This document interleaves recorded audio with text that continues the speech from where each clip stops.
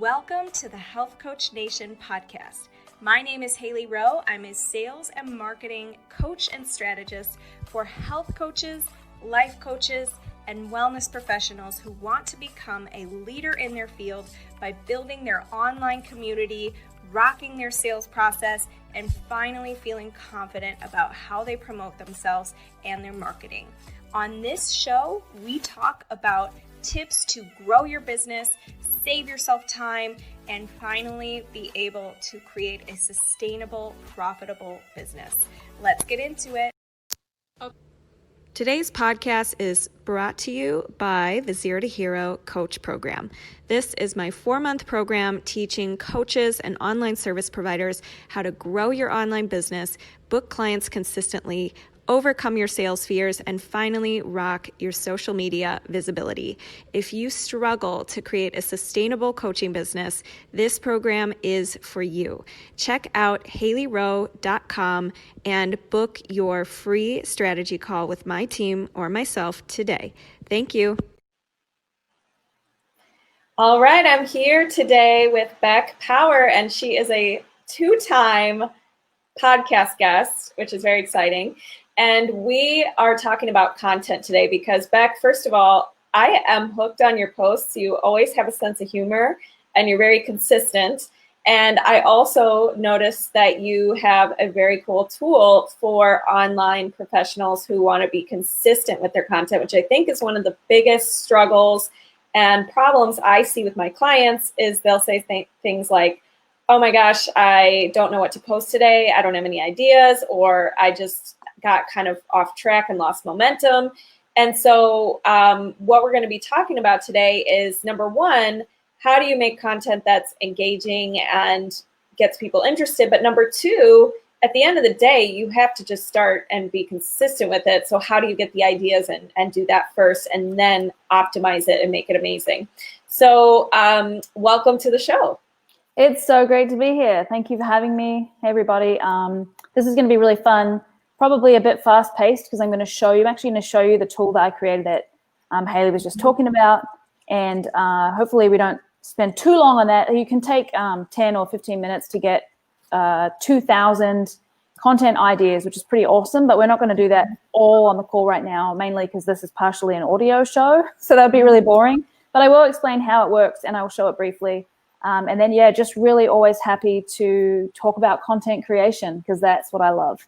Yeah, cool. Sounds good. So go ahead and I'll let you show the tool first. And I'm going to put in the comments here oops, that's not the right link. I'm going to put a link to the tool as well. And it will be in the show notes as well at HaileyRowe.com/Beck Power. But let me, when the show actually comes out. All right. So cool. I'm going to let you share your screen. There we go. Okay, so let's see. I'm going to run over it real quick. It will take me about 5 minutes. And feel free to jump in, Hailey, if you've got questions or thoughts. Cool. So essentially, this is a tool that I made called the Content Download. This is an example, a real estate example that I did we create 100 content ideas in 10 minutes. And I think a lot of the problem that we have nowadays is we just think we keep saying the same thing over and over again, and we're not good at saying it in different ways or breaking it down for people to understand different things. There's so many pieces of content that you could create in your business but you keep on saying the same 4 things over and over again, and people are like, ugh, right? So this tool was made so that we can just stop the awkwardness and create actual content that people want to hear about. And so I'm going to go to the blank one here, and I'll just show you how it works really quick. So in part 1, we've got the content download, your product name or business name, or it might be a service name or anything, just the main thing that we're brainstorming here, because that's all there is. This is just a brainstorm. There's no wrong answers or anything like that. What we're going to do is come up with 100 ideas in 10 minutes, or it takes about 10 minutes. Usually I come in just under the buzzer. And then here you can see there's 2 sides of the, if you're listening to this, it's just basically some columns. So we've got 2 main topics, and then underneath each main topic are 5 subtopics. So super straightforward. And then underneath all the subtopics is just going to be 10 ideas. Now let's just do, actually, Hailey, if you can do one with me, that'd be super cool. So let's think about, let's actually just do a subtopic. So let's say for health coaches, what's a topic that's like fairly common to talk about? Getting clear on your niche, how to do organic marketing. Do you need like something super specific? Well, let's go organic marketing here.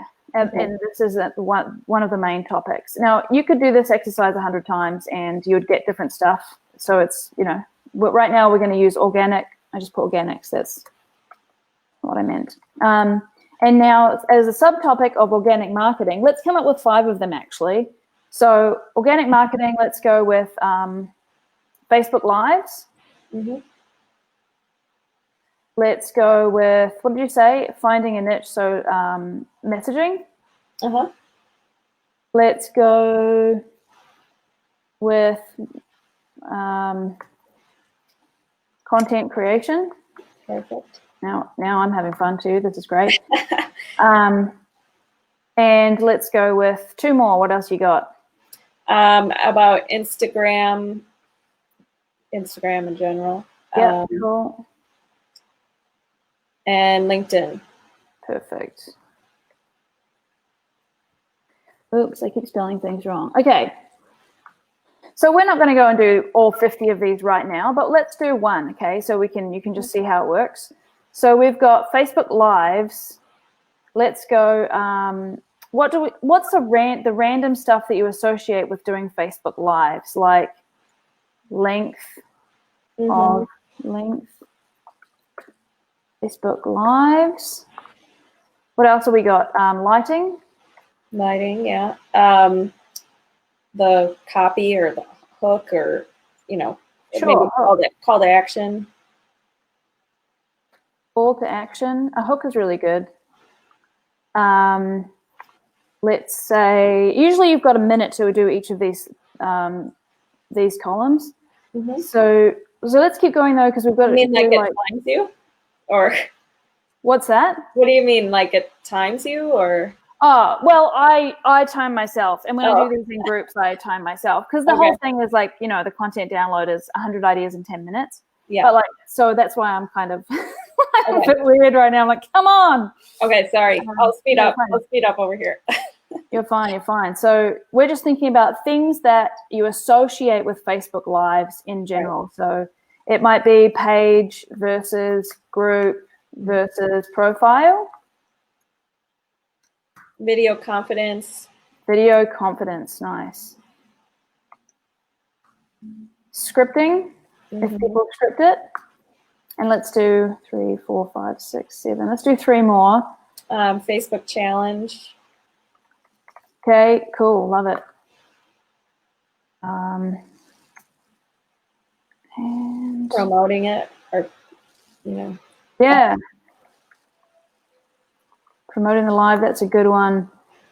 Time of day. Perfect. Well, I was fairly useless, but you did well. So that's 10 of these things. Now, you would do the same thing across all these columns, right? And then you would have 100 different content ideas, which in itself is pretty fantastic. But what I've done is create, and this isn't going to show up quite as well on here. Maybe I'll show it on the real estate one. So when we've got all these full, or mostly full, and it's fine if you don't fill them up completely, but here, if we click over to part 2, what it's done is populate each of those cells to move over to this. And if you're listening to this, I've got all these different columns with different content frameworks. For example, 3 lessons learned from topic. Why, how I use topic in my business. What people do wrong when it comes to topic. So there's 20 of these along the top, and then down the columns is all of the stuff that we've just typed. So now what it's done is explode it into 2,000 content ideas, and ideally in something like 10 minutes. Does that make sense? Cool, right? Very cool. I love it. Yeah. Cool. So it really gets you thinking in a structured way. And then number 2 is you can take the spin on what you're going to add to the actual meat of the content. So the mistakes of that, or things I learned about blank, or what people do wrong with it. Sweet. Okay. It actually comes out to 5.5 years of content if you were going to measure it out daily. But yeah, it's such a good tool to just get the ideas flowing so that you never feel worried. And what I do is jump in every month and just, pick 30, or there's usually a ton of other content. But if I'm looking for things, I can go, okay, I need 10 ideas for little social posts.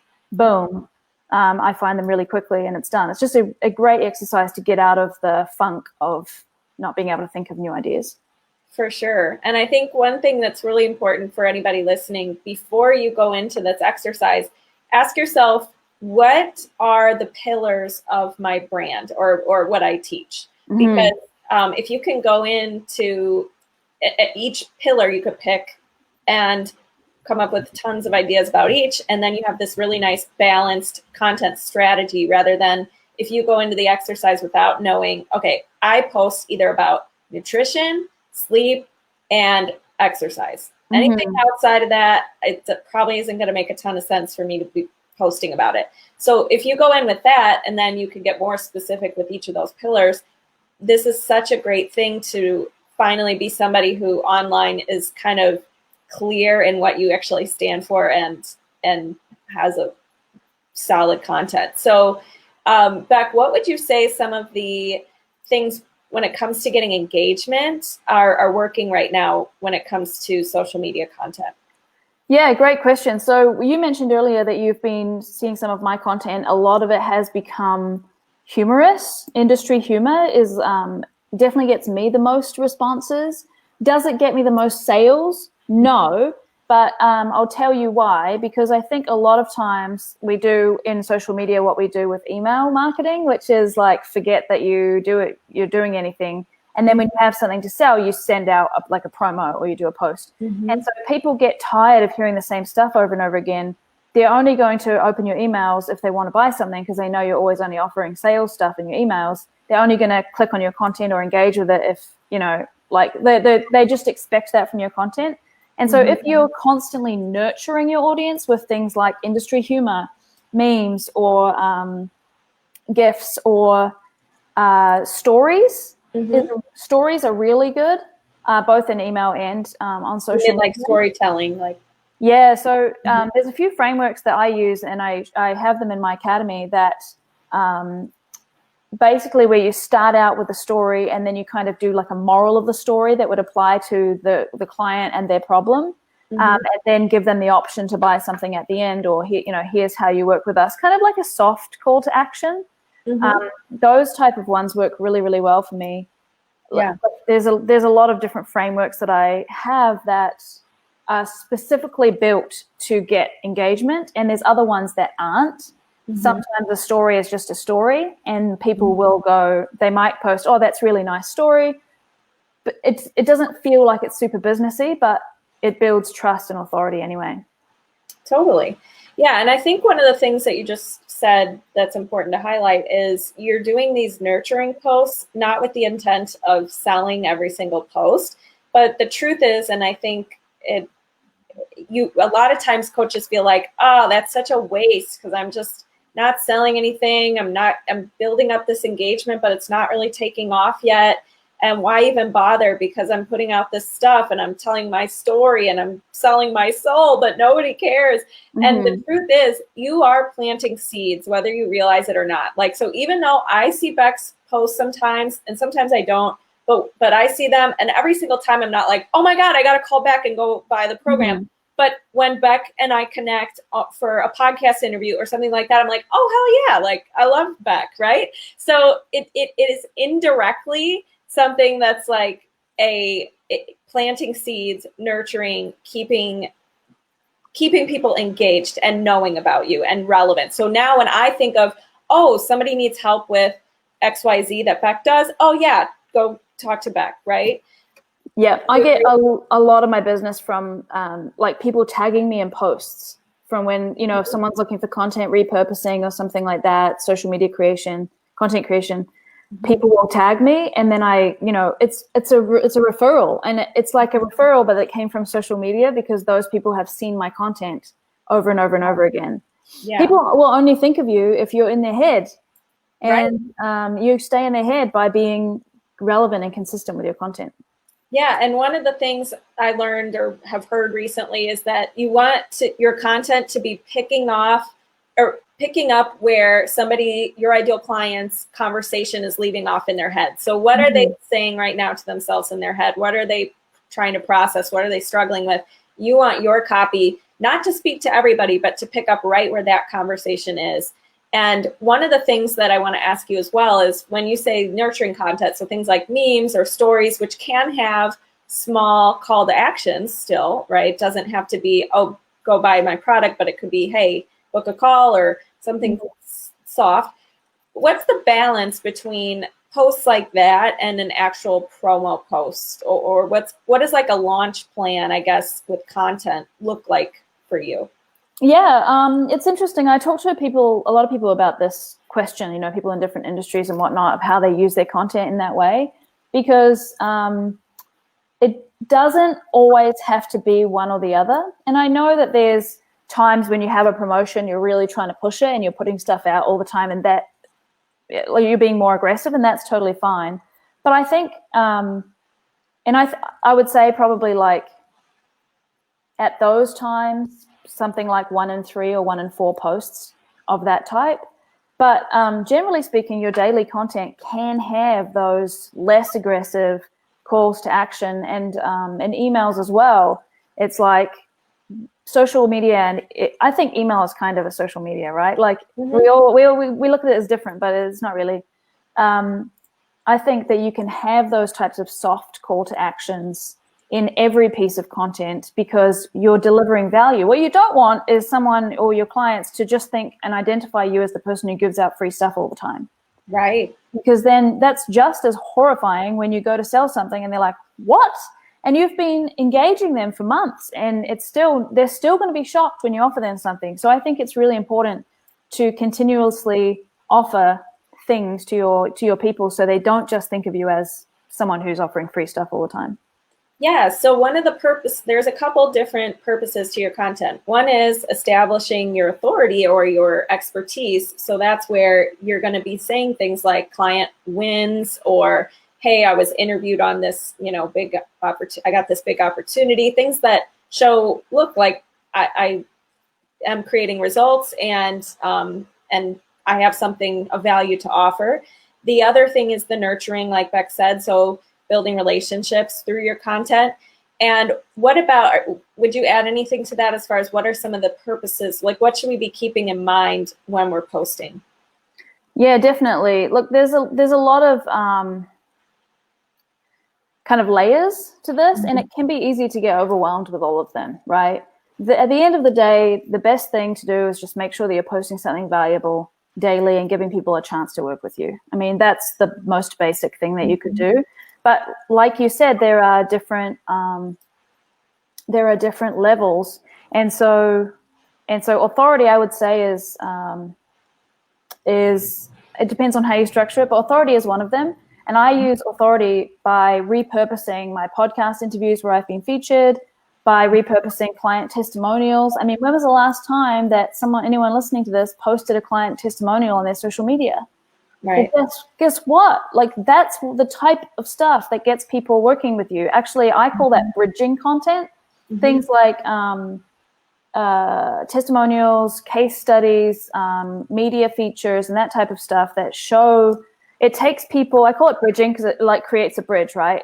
Yeah. From people going, oh wow, that's really great. You're a health coach.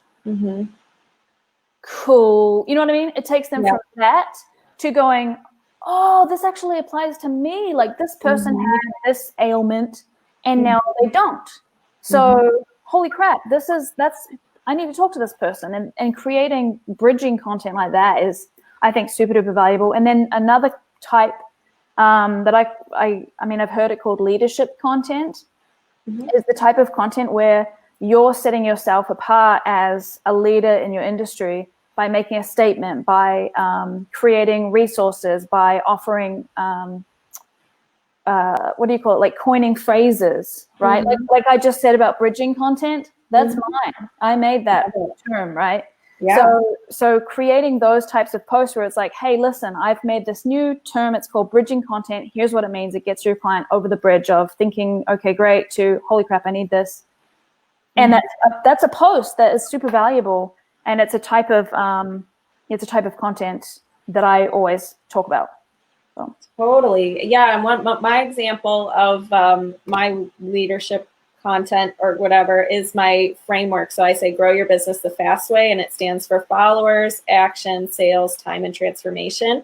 And I've had a post where I talk about how that applies to your online business and what you should do to start in each of those areas. And that's kind of what my Zero to Hero Coach program is all about, taking people through that framework. So I think you gave two good and value posts. So giving tips and giving things away sometimes is cool, but obviously not all the time. You can't just be inspirational. You also have to be showing that you're transformational, right? So the other thing I want to ask you about, because I see so many, and I can see why people get overwhelmed with content planning and creation.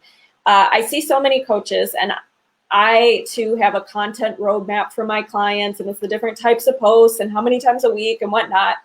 But at the end of the day, I agree with you that business can be, if you get yourself into a tizzy about that stuff, you need to just scale it back. And it's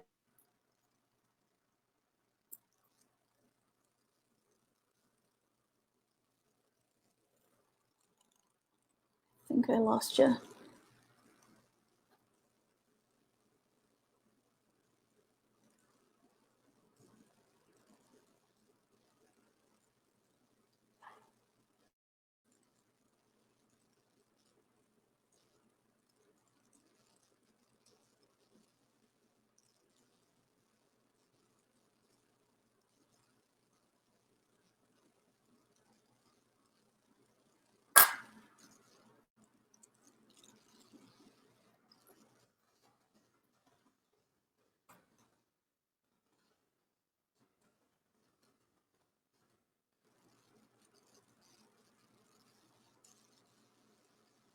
All right, I think I lost.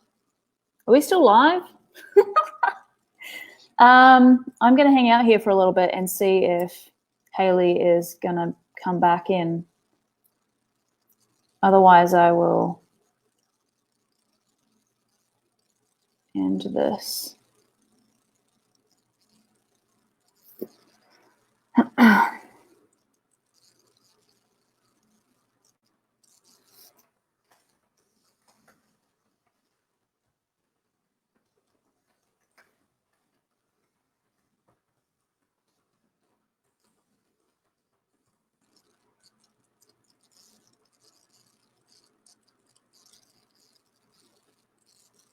All right, I'm out.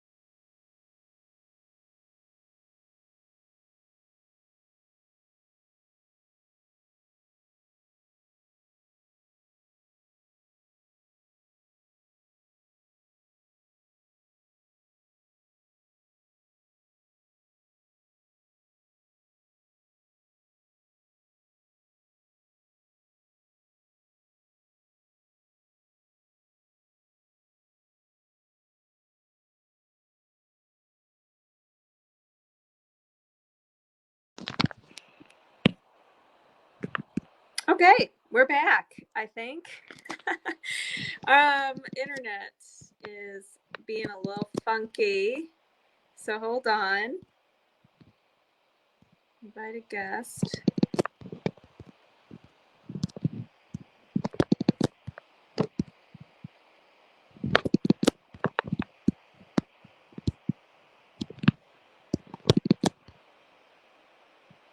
Okay. So we got Beck. We're going to add her. And I believe we're back. We did it. That was weird. Sorry about that. No worries. I don't know what's going on. So where I was going with what I was saying earlier is I see all these business coaches saying, okay, you have to do it this way, where you have a 3-week hype up period, and then you go into the pre-launch early bird, and then you go into, fear of missing out, and everybody's going to miss their spot and it's closing, and then you go into close, and then you don't launch again for another period of time. And so the way I look at that like gives me anxiety. Like that just stresses me out. I'm like, I'm open. Like I want to be open when I feel like being open. I want to choose who I get to work with. I don't want to have like open doors and like make everybody freak out. So I do understand urgency, and I do use urgency in marketing because it's important. But I also think at the same time, planning a launch and then completely closing my doors for an entire quarter or half a year or whatever, like it just makes it complicated. It stresses me out. So what are your thoughts on like you have to do launching like that with your content? Yeah, I never do stuff like that anymore. I've tried it in the past, but it felt inauthentic to me to just be like desperation launching all the time. I think it's so much better, and it's better for everybody. I don't want my clients to be like, oh God, I've got to get it. Like, I don't really want them to be doing that either. I think the people who, I mean, it's a bit woo, but the people who want to, who end up working with me are the right people to work with me. And I would rather create really valuable content so that people could see at all times how valuable it is. And if they want to work with me, that my resources are always available. Like sometimes I will do, like I'm going to do a Black Friday sale, you know what I mean? But I don't just want to be launching all the time because that's the only time. I know people who launch twice a year and they make like 50 grand each time, and then that's it. Like, and I'm like, well, you're still creating content, you're still doing stuff the rest of the year, you're preparing for those 2 big launches. I mean, I feel like I'd rather make 10 grand a month and just like, or I mean, obviously we're all growing our businesses, but like I would rather, if in terms of those numbers, I would rather just make the 10 grand a month and enjoy my life. Exactly. Yeah. So I would say to create really valuable pieces of content with light calls to action over crazy launches all the time. And that's I know that those things work for the people who teach them. Yeah. But they're not for everybody. And I feel like a lot of times in online business, we are just out there looking for the right solution and the one thing. Yeah. I know I spent about 8 years looking for the one thing. I grew up religious. I just thought there was like a thing that I was looking for that was supposed to be the thing, a way to do business, a way to have relationships, one way to whatever. And so I was reading all these books trying to like, oh, but everyone's saying different stuff, and it can be really overwhelming. Yeah. But I think with online business and probably everything else, there are multiple ways to succeed. And so one person's blueprint isn't going to work for everybody. Yes. Amen. I completely agree with that. And I think you have to take into account when it comes to your business and everything you do in your business, your personality type and how you work best and your strengths. So for me, working under pressure, no, I don't like that. I don't do well with that. I crumble under pressure. I like consistency. I like breaking things down. I like always being consistent. Like so that's why in my personality and my content and online, you don't see me doing, oh, like it's closed forever and in the big things. So I think we do need to take that into account. And also the one magic bullet, the fact that you were looking for that in your business and in your life, and you spent years trying to find it and then realize there is not one thing. And it's more about how are you going to respond to what's happening around you and what you're learning and find what works for you and optimize your strengths. I completely agree with that. So when it comes to that sales types of posts, do you have a framework or structure or suggestions around how does somebody do a post like that? Yes, great. So a really interesting thing I think that's interesting is I don't think that we should be trying to sell so much from social media. We should be doing the soft closes. Actually, I was listening to some stats from a business that I follow, and they had like done a big launch, whatever, $1 million. And they said that at least 90% of the sales came from email and not from social. So I think that we should be using social to point everybody in a direction, not like putting sales links in our social media, because people very rarely are like clicking from the social media and making purchases. Either they're clicking to book a call with us so that then they can be nurtured and make a purchase, or they're clicking to join our email list so that then they can, or they're joining the, maybe if they're inside a Facebook group or something where they're seeing your content a lot. But I feel like the posts for me that do really well that I get business from are like 2-step posts, which is when you've created a resource or you've got something and then you say, like, here's a resource, who wants it? And then people are like, yes, yes, yes, yes, yes. And then you send them all the resource, and inside of that resource is an opportunity to work with you. You know what I mean? Like, it's, here's the value. And by the way, if you want more of this, here's an opportunity to work with me. So it's not just sending people straight there. People need a couple of steps. Like, everyone needs a couple of steps. You rarely just, unless you're looking for a thing specifically, you walk into a shop, you buy the thing, you leave. Like, I think you need to kind of be romanced a little bit. Yeah. And so people, even if they've been on your list for a long, actually, obviously, if they've been on your list or following you for a long time, they're more likely to buy. But just anyone on social media, I feel like they need to be romanced a little bit more before you sell them something. And that might be via email. It might be via like a 2-step post where you've got a resource that you send them. It might be at being part of an academy, or having more of an interaction than just clicking from Facebook, because they weren't there on Facebook to buy something from you. That's not why they're on Facebook. They're there to look at pictures of cats or whatever. Yeah, and you're very easily distracted on social media. I agree. The people on your email list are going to be much more loyal and focused on what you're trying to say. And I like the way you see social media as a precursor or a pre-step before the sales process, and take them to whatever the sales process is in a different way, whether it's your email list or call or whatever. So anything else before we hop off today? One thing I do want to ask you in general is, you've been an entrepreneur for a long time, and I think that a lot of people get discouraged when there's ups and downs in business. And I know your business had to make some tweaks or pivots during COVID times and things like that. And so I just want to ask you, what would you say to somebody who gets discouraged or unmotivated or feels like, I'm doing all these things, but it's not yet taking off? Because I think one of the biggest reasons why people give up is they can't delay gratification, or they don't see the immediate results of the fruit of they don't see the immediate fruits of their labor. So what would you say to somebody struggling with that? Yeah, definitely.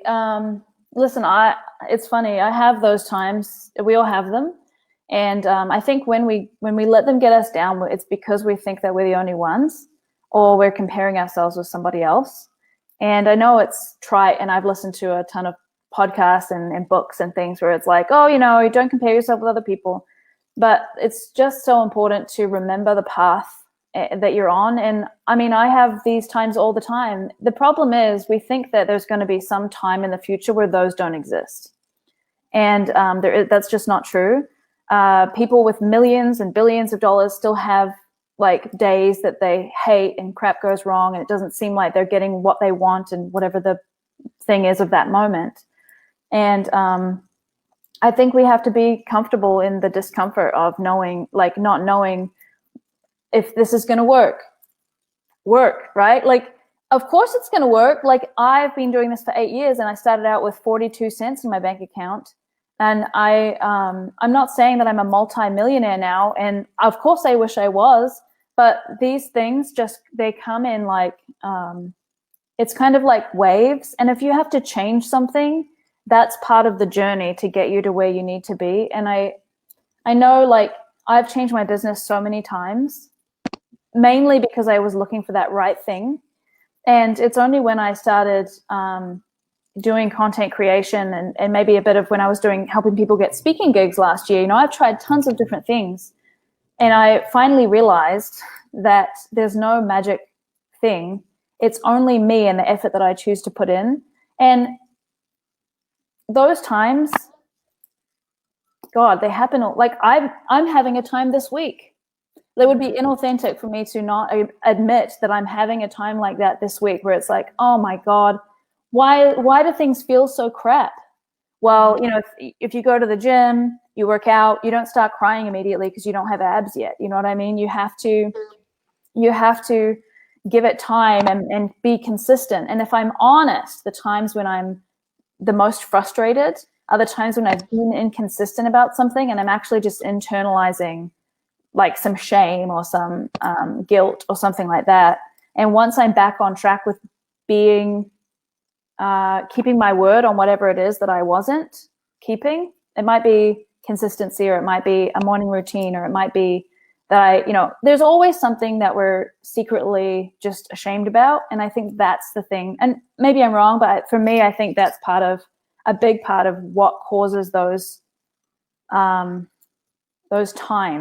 Because I looked at it this morning and was like, I haven't been consistent with, I've been trying to go to bed early, but I haven't. I keep going to bed at 1:30. It's like, what?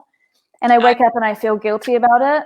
And then I go to work and I'm like, why? I'm so tired and I don't want to deal with this stuff. And then I just feel worse and worse. And I'm not saying that that's the case for everybody, but I do think that if you look deeply under what's the discomfort for you, it's because of a lack of keeping your word about something.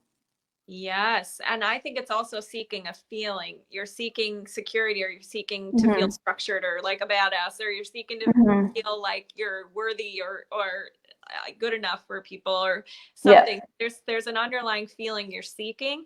And when your actions aren't aligned with that, you just feel crappy. And so when a lot of people think of the actions or results that have to happen for them to feel a certain way, they're going to, of course, be bummed and feel inadequate when they don't have those results. But I think the key is to understand that even the mistakes, the no's, the bad times, they have to happen to get you closer to the things you want. And they always teach you things. And everything, if you let go, if the journey itself and how you show up, because you can choose how you want to show up and the characteristics you want to have and the value you want to bring, those are always in your control. And if you can focus on those things, usually the results take care of themselves. And also, if you believe in like manifesting and all that kind of stuff, you have to do that. If you want to get yourself to, how can I enjoy the journey? How can I feel the way I want to feel now, even though I don't have the results I want to have? And that seems to help, at least from what I understand. But I agree. Anyways, so Beck, thank you so much for coming on today. Before we hop off today, I just want to let listeners know that there is one more scholarship spot for the Zero to Hero Coach program. I'm doing this little fun, funky Thanksgiving time. I decided in the spur of the moment, because I'm not like the people who plan their launches, but we have 2 people already in the scholarship for the Zero to Hero Coach program, which is teaching you how to book clients online consistently, how to market yourself, how to rock your sales. And if you want to apply for the last spot in the scholarship, it's not free, I'm warning you, but it is a scholarship, which is really fun. So I'm choosing a couple people. And if you go to HaileyRowe.com/strategy-call, you can apply. And thank you so much, Beck, for coming. It's always a pleasure, Hailey. Thank you. All right. Bye-bye. Thank you so much for listening to today's episode. And if you liked it and want to reserve your very own free sales audit, go to HaileyRowe.com/strategy-call to book your very own free sales audit. On the call, we'll talk more about the common concerns you get from your ideal clients, how to overcome those concerns, how to coach through objections, how to change your mindset around sales, and improve your sales process so you can be closing and converting more clients. I can't wait to connect with you, and go to haileyrowe.com/strategy-call to take the first step. Thanks so much. Have a good day.